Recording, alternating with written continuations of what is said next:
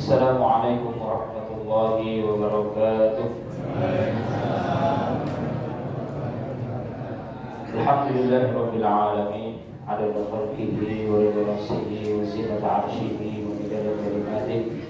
Asyhadu an la ilaha illallah wahdahu la syarika lah wa asyhadu anna Muhammadan 'abduhu wa rasuluhu la nabiyya ba'dah. Subhanaka la ilma lana illa ma 'allamtana innaka antal 'alimul hakim. Allahumma anfa'na bima 'allamtana wa 'allimna ma yanfa'una ya rabbal alamin. Allahumma ati nufusana taqwaha wa zakkiha anta khairu man zakkaha anta waliyuha wa maulaha. Amma ba'du. Jamaah rahmani wa rahmatullah, segala puji bagi Allah Subhanahu wa taala atas segala limpahan nikmat dan rahmatnya, atas kesempatan yang Allah berikan kepada kita pada hari ini, detik ini masih diberi kita sehat, umur, waktu untuk menjalankan perintah Allah Subhanahu wa taala dan juga kekuatan untuk sabar dalam meninggalkan larangan Allah Subhanahu wa taala. Salawat serta salam kepada Nabi kita Muhammad sallallahu alaihi wasallam yang kita tunggu syafaatnya kelak di yaumil qiyamah. Bismillahirrahmanirrahim. Kita lanjutkan pembahasan kita di kitab Fadhailul A'mal karya seorang ulama yang bernama Al-Hafidz Iyauddin Al-Maqdisi rahimahullah ta'ala. Bawa jadi ini tujuannya apa sih?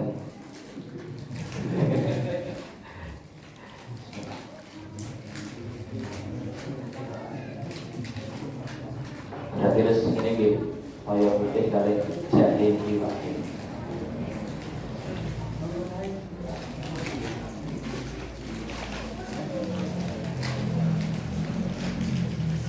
Soalnya itu kerasa makan konsennya hilang kok. Lagi syuting wali mah niku, nyepur pedal mawon niku. Piringnya emput buyar niku. Gitu enggak mau berdiri apa.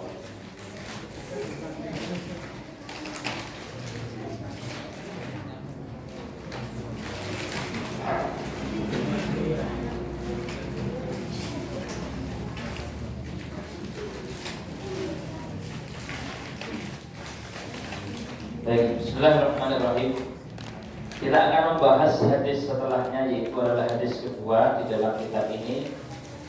Masih di dalam pembahasan mengenai keutamaan wudu. Yang terakhir beliau sampaikan adalah hadisnya seorang sahabat yang bernama Umar bin Khattab radhiyallahu taala anhu, yang Umar meriwayatkan dari Rasulullah SAW tentang doa setelah seseorang melakukan wudu, dan tentang utamanya ketika dia berdoa setelah wudu akan dibukakan 8 pintu surganya Allah Subhanahu wa taala. Hadis di dalam riwayat Imam Muslim. Sahabat yang bernama Umar bin Khattab radhiyallahu taala anhu, sahabat yang sangat mulia, yang dijuluki dengan julukan pertama, julukan niku Al-Faruq. Al-Faruq niku enten tiyang namine Faruq Pak. Faruq niku artinya adalah pembeda. Pembeda, Faroqo, pembeda. Karena memang Umar ini ketika dia masuk Islam betul-betul membedakan mana yang hak, mana yang batil. Sehingga sampai Nabi niku berdoa, Pak, ya Allah, kuatkanlah Islam dengan salah satu orang. Ya Allah, kuatkanlah Islam dengan salah satu orang yang lebih engkau cintai. Yang pertama adalah Amr bin Hisham. Yang kedua adalah Umar bin Khattab. Ternyata Allah Subhanahu wa taala lebih mencintai Umar bin Khattab dan dimasukkanlah Umar ke dalam Islam. Maksudnya adalah Allah memberi hidayah di dalam hatinya Umar untuk menerima Islam. Padahal ketika itu Umar sangat ditakuti Bapak Ibu yang dirahmati Allah. Sudah dalam keadaan nenteng pedang untuk membunuh Rasulullah Shallallahu Alaihi Wasallam. Memang tujuannya Umar pengen bunuh Rasulullah karena Rasulullah itu memecah belah keadaan manusia ketika itu. Dikira demikian.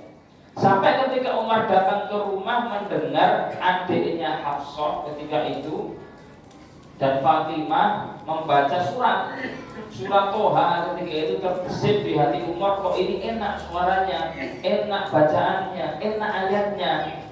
Pedangnya dimasukkan kembali, dia datang ke rumah yang ketika itu Rasulullah ada di situ di dekat Bukit Sofa dan Marwah. Ketika Umar datang, orang sudah ketakutan. Umar wahai Rasulullah, Umar wahai Rasulullah. Karena di Umar ini kan ketika jahiliyah ditakuti, setelah Islam tambah ditakuti. Maka betul-betul dijuluki Al-Faruq, terus masuk Islam, syahadat di depan Rasulullah Shallallahu Alaihi Wasallam. Makanya beliau juga dijuluki dengan Abu Hafsin. Abu Hafs itu artinya Bapak Esina, Pak. Memang galak paling gitu, bukan galak tegas di dalam menjelaskan mana yang hak, mana yang batil.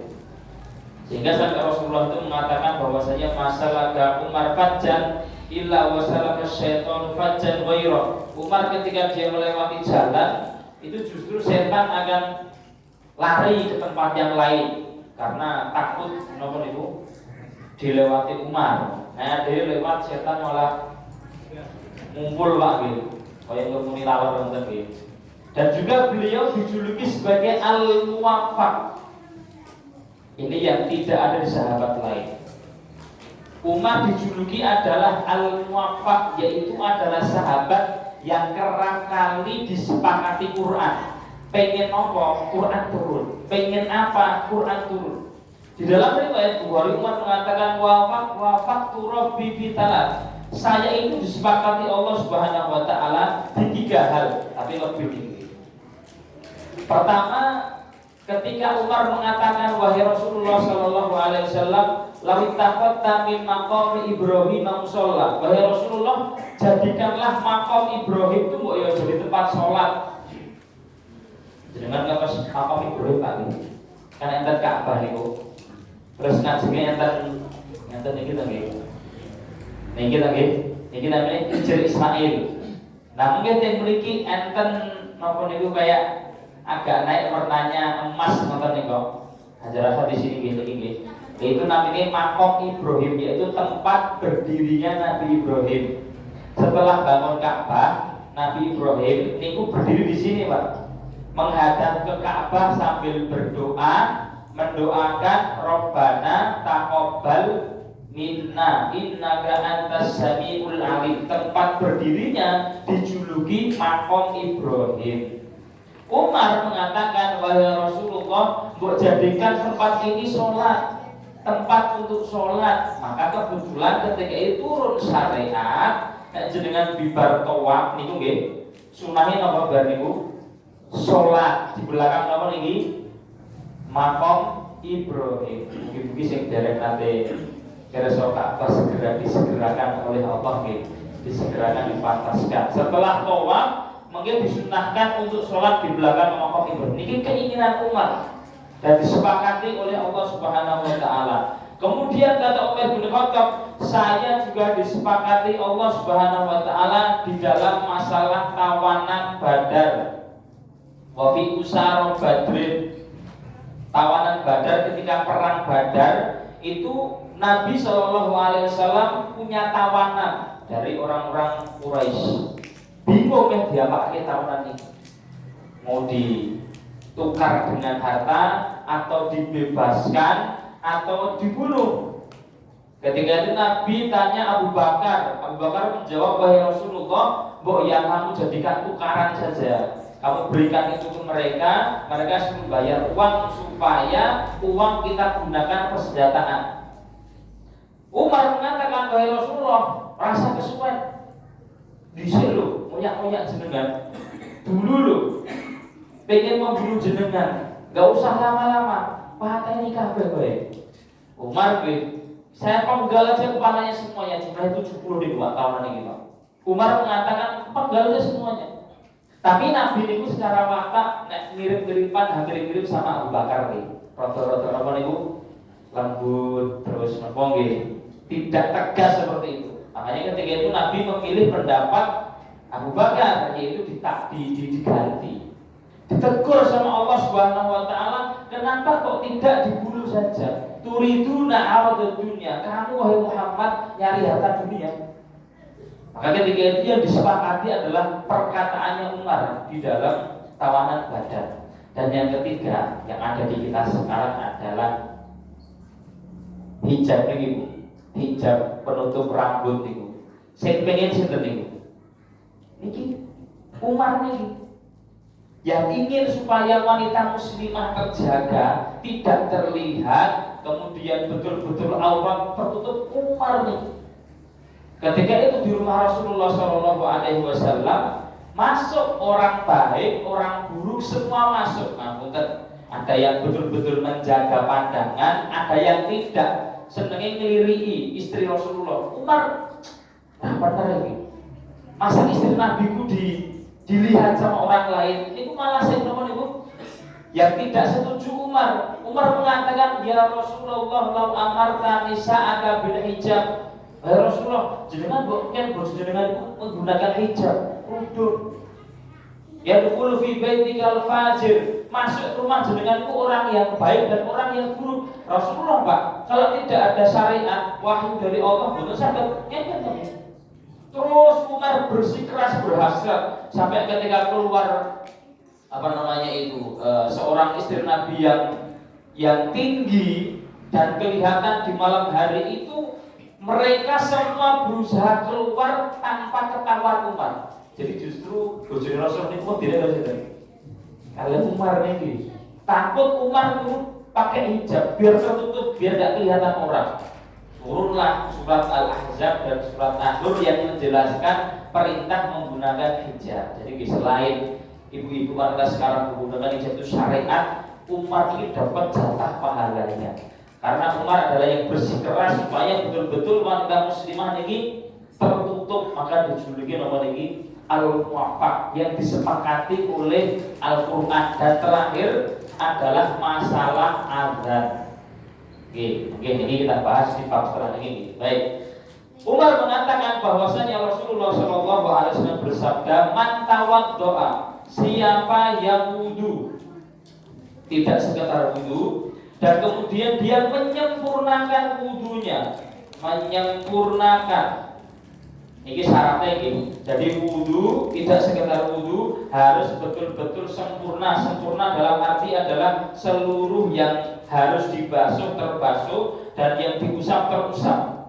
Tidak ada yang kurang darinya. Barang siapa yang menyempurnakan wudu, terus kemudian dia setelah menyempurnakan wudu berdoa. Dan ini memang ada sunnah doa setelah wudu. Dan dianjurkan doanya kita menghadap ke arah di kiblat. Ini menurut saya ini tempat wudhu yang beri kita harus berdiri kiblat mereka. Ini pun pas dengan masjid-masjid lama yang dulu orang-orang masih banyak paham agama. Itu mesti tempat wudhu menghadap ke arah di kiblat supaya setelah wudhu langsung yang tadi harus begini. Nah, yang lagi kayak dadak. Yang itu oke. Harus begini lagi. Nah, disunahkan setelah wudu itu kemudian menghadap ke arah kiblat dan berdoa. Doanya nopo? Doanya cukup syahadat. Hafal gitu? Yaitu adalah asyhadu an la ilaha illallah wa asyhadu anna Muhammadan abduhu wa rasuluh. Wa sami-sami. Asyhadu an la ilaha illallah wa asyhadu anna Muhammadan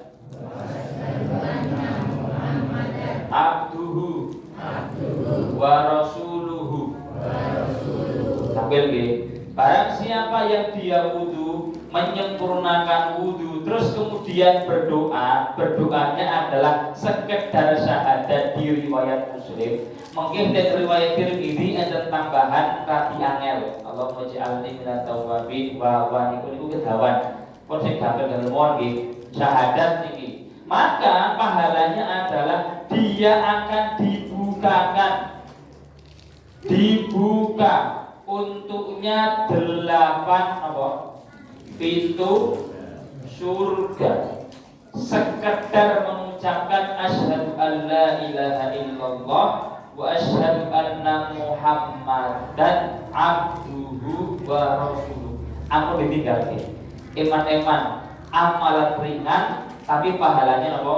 Besar di hadapan Allah Subhanahu wa taala. Baik. 8 pintu surga kata Rasulullah SAW, futihat lahu abwabul jannati tsamaniyah, akan dibukakan untuknya 8 pintu surga. Dia disuruh oleh Allah untuk masuk dari arah mana saja.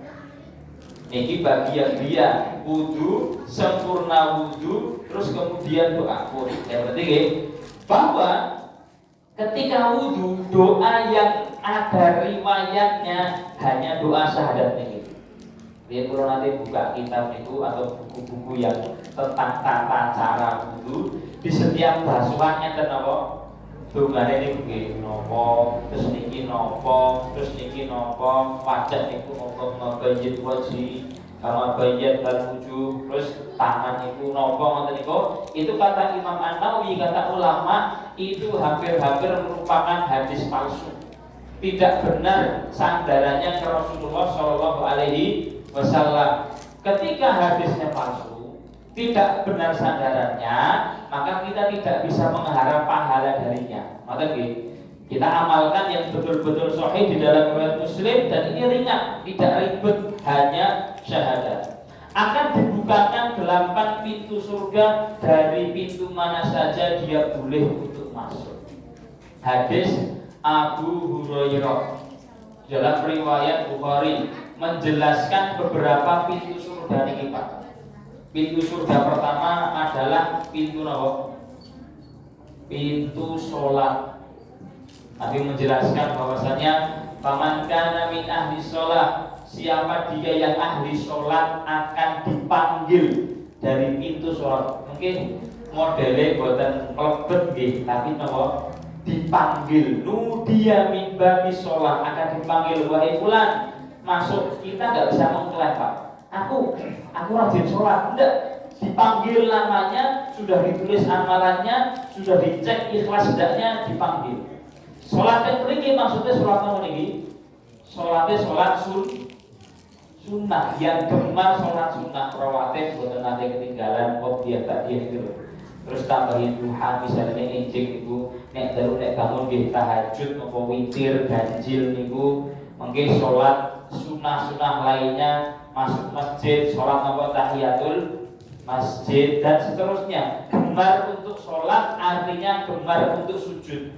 Gemar untuk sujud artinya dia gemar merendahkan diri di hadapan Allah Subhanahu wa taala. Tertulis ahli sholat.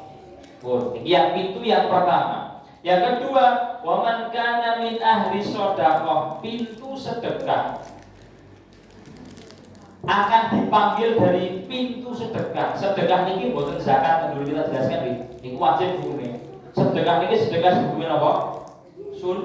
Sunnah sedekah. Apapun yang dia miliki dia berikan. Gemar untuk bersedekah, dermawan, akan dipanggil dari pintu sedekah. Karena memang kita ini mudahnya masing-masing akan sing tampil sholat, tapi itu sedekah niku abote ra-ra. Ada yang sholat seperti wajib untuk Mas, tapi sangat dermawan, ringan untuk memberi. Ada yang juga sholat nggih rajin, sedekah nggih rajin nggih. Itulah kemuliaan Allah yang Allah berikan kepada beliau.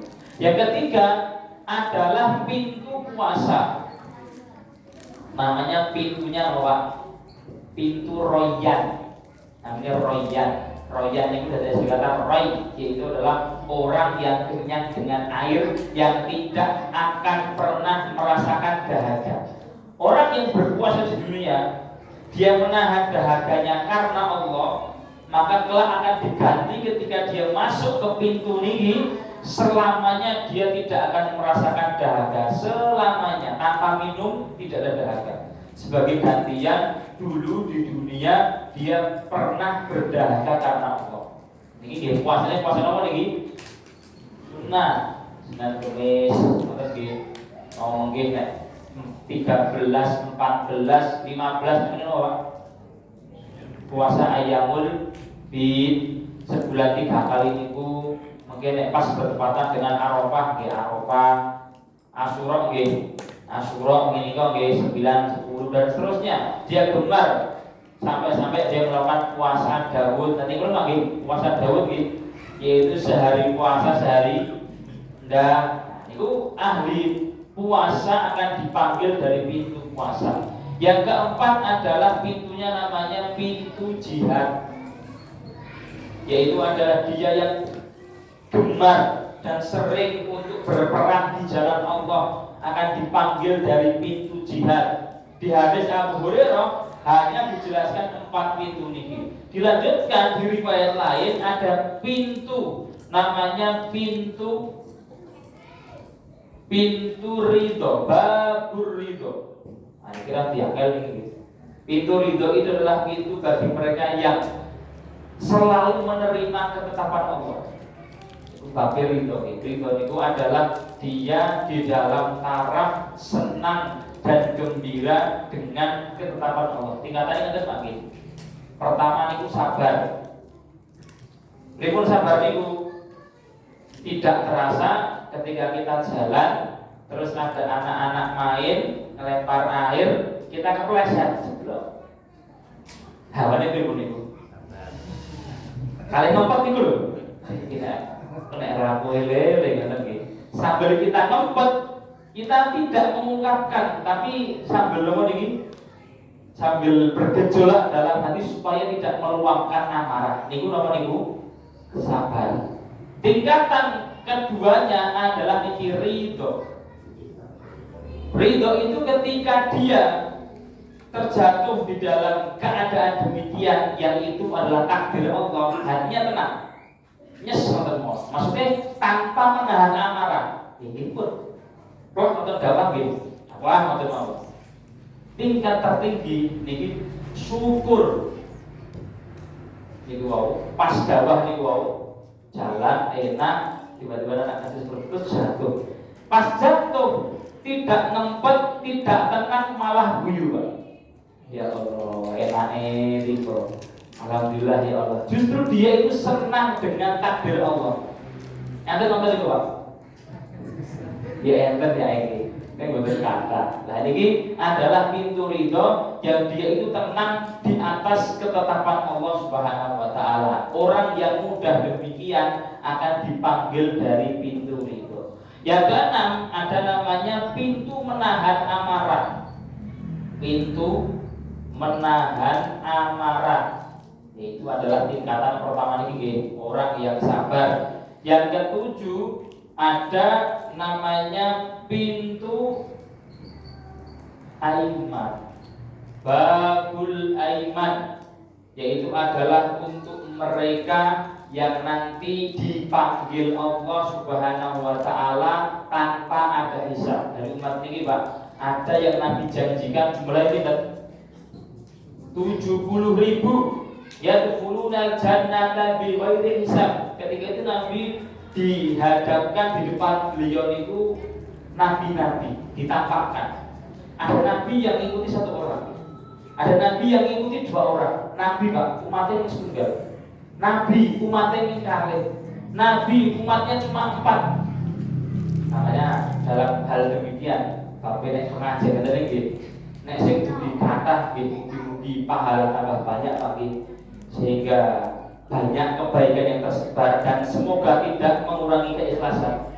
Nek sing dugi segede nggih pun semoga pahala tetap besar di sisi Allah Subhanahu Wa Taala. Tidak mencari kata banyak, sedikit atau banyak itu pun kersane untuk mawon.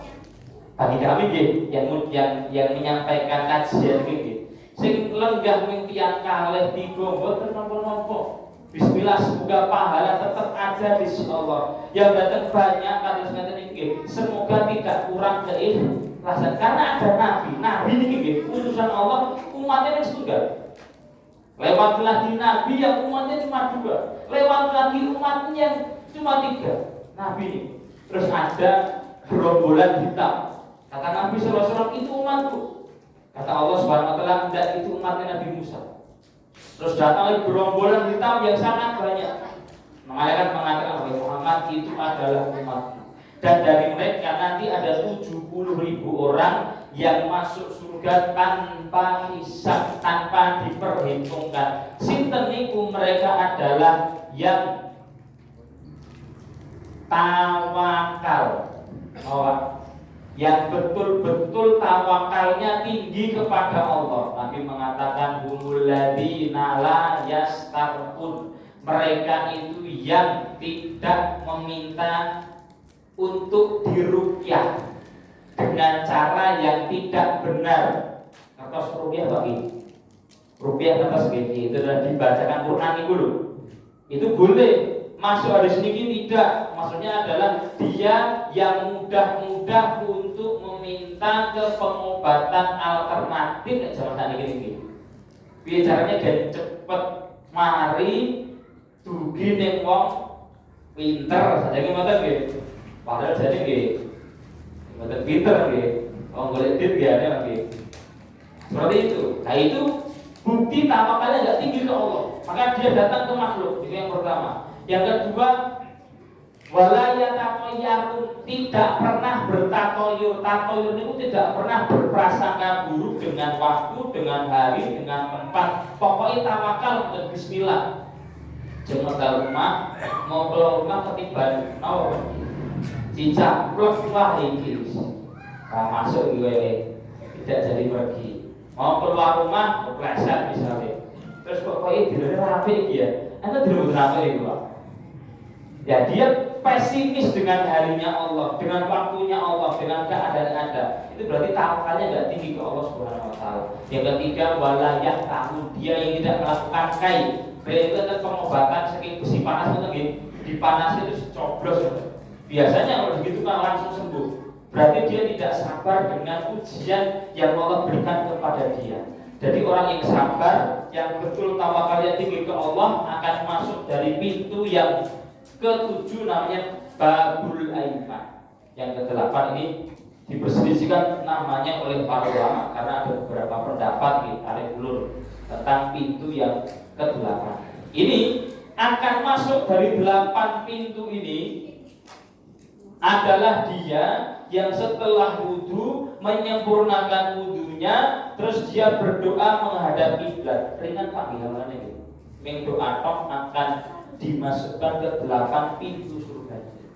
Abu Bakar bertanya, wahai Rasulullah Shallallahu Alaihi Wasallam, kira-kira wahai Rasulullah, ada tidak orang yang dipanggil dari seluruh pintu ini? Kata Rasulullah, ada. Wa arju antakuna anta. Mungkin engkau wahai Abu Bakar setiap pintu akan manggil engkau ke sini. Tinggal kita milih ingin masuk pintu yang mana.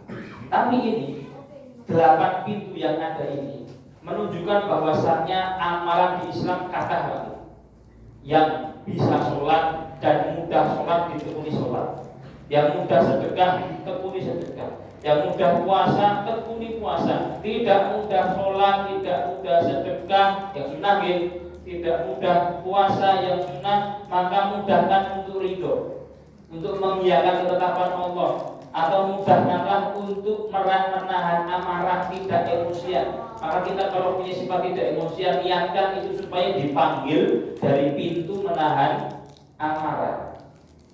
Sholat angel, sedekah yo abot, puasa nopo mulai, dan berjihad nopo meneh angel, kon ridho abot mas kon ridho gara menahan amarah gawe ini nopo emosian. Pripun itu Pak?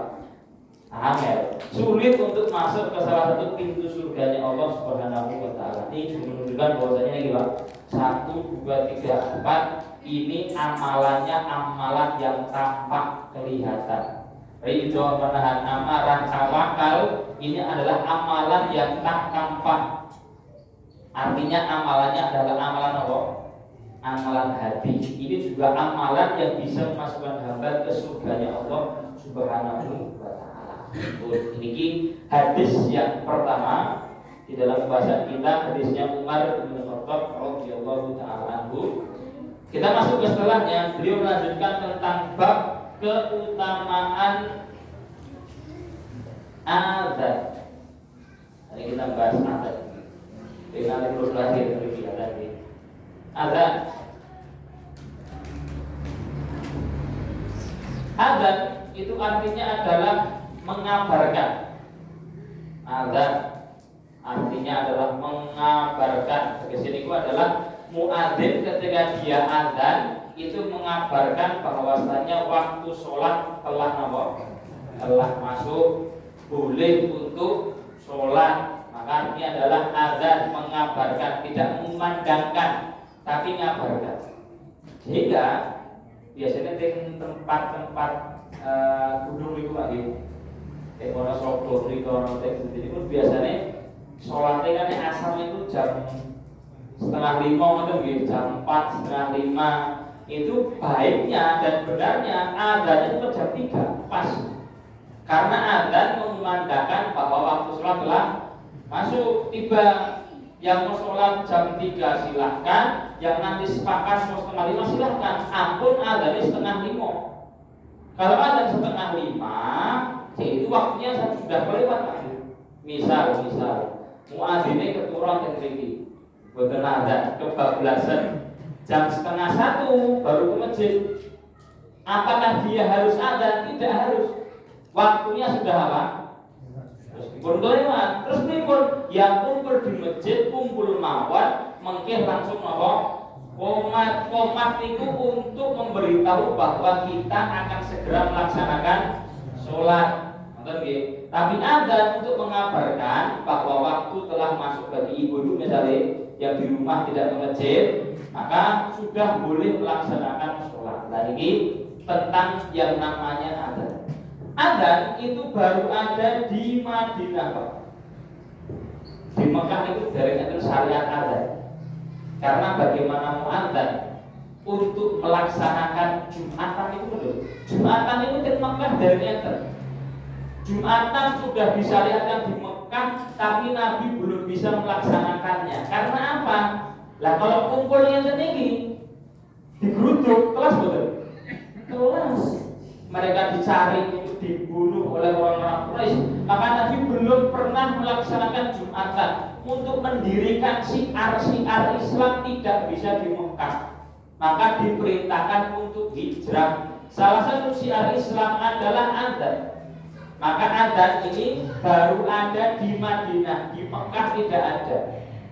Yang ketika itu pas Rasulullah datang ke Madinah, awal pertama mereka hanya mengira. Kanu yatahayyaruna shalah, hadis Ibnu Umar. Di riwayat Bukhari Muslim, sahabat dulu itu ketika mau sholat di Madinah hanya mengira-ngira. Kayak wis kayaknya sudah dengan melihat matahari gitu. Kayak dulu kan biasanya di masjid lama kan di depan masjid antara jam dari jarum itu pagi, terus ada derajatnya gitu. Itu untuk mengetahui waktu sholat telah masuk. Sahabat ketika datang awal ke Madinah mengira-ngira waktu sholat kayaknya sudah, ayo sholat sudah, belum ada azan. Terus ada sahabat yang mengatakan, gimana kalau seandainya kita membuat lonceng seperti loncengnya orang Nasrani, kayak itu loh. Itu jadi kabutan gitu. Itu dari dulu merupakan adanya orang Nasrani, lonceng itu. Gitu. Terus yang lain, bukan kabukil Yahud, atau kita buat trompet aja seperti trompet Yahudi. Trompet itu gitu, kabutan gitu. Itu alatnya orang-orang Yahudi, kebiasaan Yahudi. Dan ini kan memang sulit untuk disampaikan dan berat. Kita sudah terjajah secara adat oleh Nasrani Yahudi dan kita tidak merasakan. Karena mungkin ada pada sejarah, mungkin atau tidak tahu, mungkin kita senang menggunakan itu semua. Padahal itu yang mereka harapkan. Bahkan kita bangga menggunakan. Kata-kata yang lain, kita bikin trompet seperti Yahudi dekat. Waktu sholat masuk sampai kemudian kita Umar. Jangan seperti itu. Kebiasaan mereka itu panggil satu orang, suruh satu orang yang suaranya lantang untuk mengumandangkan azan. Jadi azan dengan satu orang suara lantang itu saya pilih Umar itu dia. Wa ba'akum munadiyan, andainya kalian panggil satu orang untuk mengeraskan suara bahwa waktu sholat harus masuk. Dipanggillah ketika itu sahabat namanya sinten? Bilal. Bilal ini aslinya saking Habasah niku saat ini di samping Sudan itu tadi daerah Eritrea, Ethiopia, terus dia atau orang Afrika. Orang Afrika itu suaranya itu masya Allah. Apa gitu? Keras. Kita ngobrol sama jin yang ini sama orang 5 kalah, Pak. Apalagi mereka ngobrol bareng orang banyak 20 seperti ini, terus kalau ngomong diri dulu. Mau suaranya itu keras-keras lantang secara apa namanya itu penciptaan seperti itu. Maka ketika itu disuruh Bilal untuk mengumandangkan karena suaranya lantang, sudah lantang merdu. Jadi memang untuk orang yang adzan karena dulu belum ada mikrofon ini, Nabi mencari mereka yang suaranya lantang.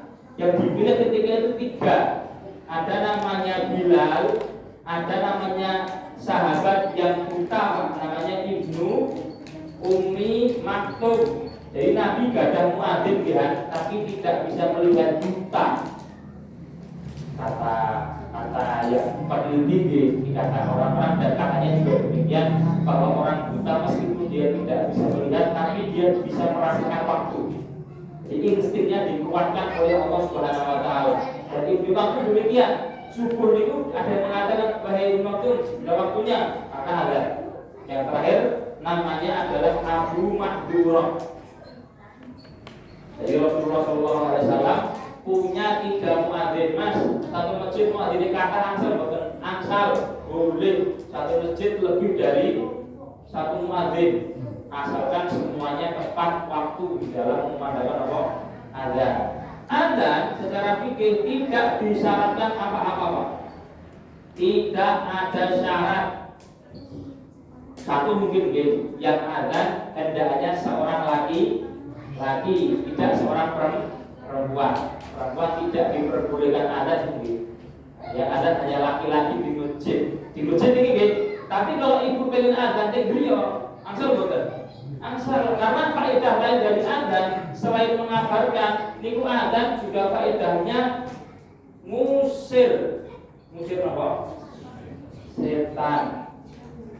Nek gada tiang liyane sing kelakuane kaya apa iki? Setan mengadari iki selain menggaya ini.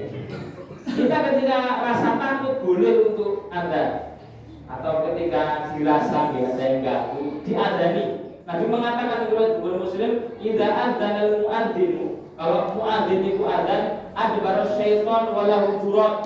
Setan yang ada di sekeliling kita itu akan lari terbirit-birit. Karena dengar suara adzan. Nanti selesai adzan, kembali lagi setan. Ganggu sholat kita. Rasulullah itu Allahu Akbar pikir. Tangi roh. Nas, masalah yang poten biwo. Pikir semua itu. Itu bisikan setan.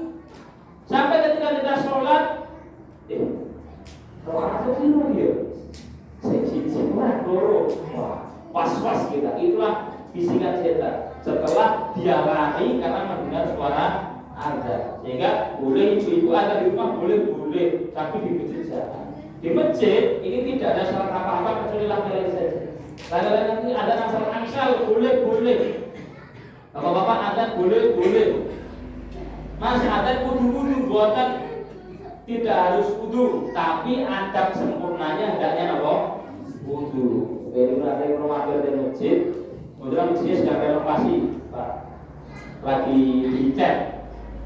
Pas saya mampir kebetulan pas masuk waktu zuhur. Niku tukang jate kakuan cekak yang tadi. Kalian ngomong cat nih ngomongnya ke rumit azan. Allahu Akbar. Angsal boten.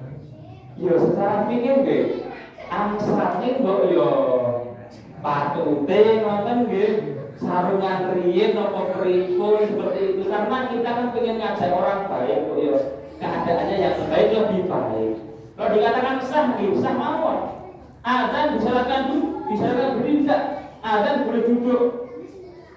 Artinya kalau adzan duduk sah boten?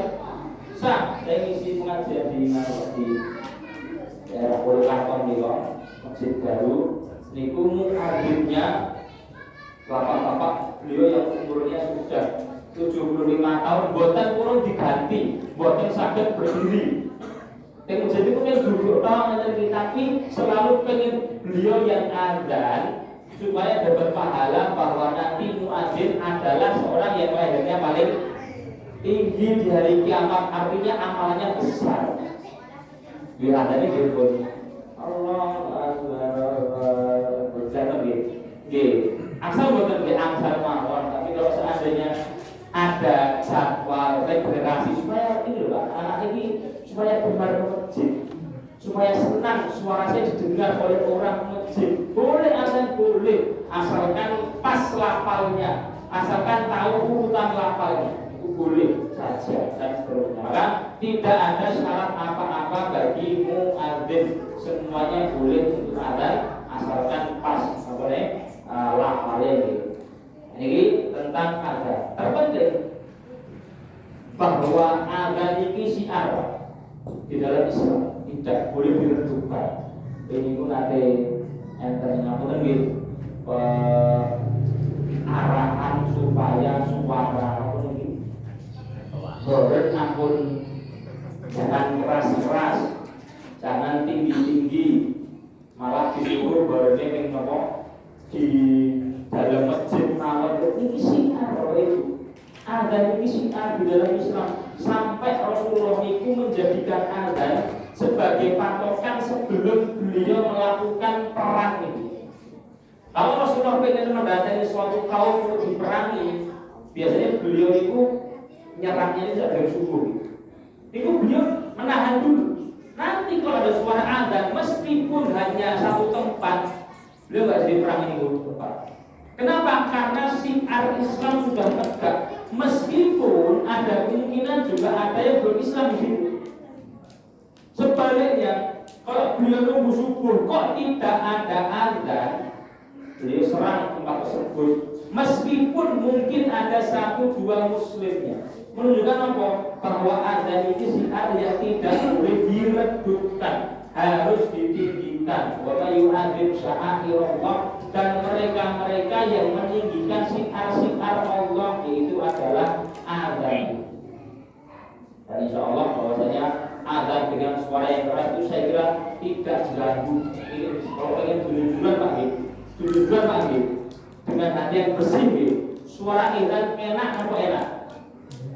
Enak menurut enak. Yang terganggu dengan suara azan itu sing rusak telingane apa atine Pak? Nah, pun dengan doa yang baik. Sehingga sebenarnya secara suara lebih enak, namun justru lebih enaknya azan kali lagu enak nanti. Enggak itu, padahal sudah lebih azan saja gitu. Kan lebih enak suara panggilan yang Allah buat itu gitu. Enak, secara pendengaran juga enak meskipun katakan ada non-muslim misalnya enggak apa, sebenarnya enak. Tapi yang rusakkan jerone niki gitu. Ada bater wina. Apalagi kok ada orang Islam ngaku muslim terus mengatakan ada nih bojo bater berbagi wong turu ya Allah. Iku jare iki pripun iki muslim tapi mungkin setane rada gede niku nggih awake nggih. Sehingga ini merupakan syiar yang harus betul-betul dijaga, ditinggikan, disemarakkan. Karena menyiarkan Islam itu harus dijaganya demikian, tidak boleh diredupkan, tidak boleh dikecilkan, disemarakkan. Beliau menyebutkan satu hadis nanti dari riwayat sahabat Ibnu Umar radhiyallahu taala anhu. Insyaallah kita bahas di serupa yang dikatakan oleh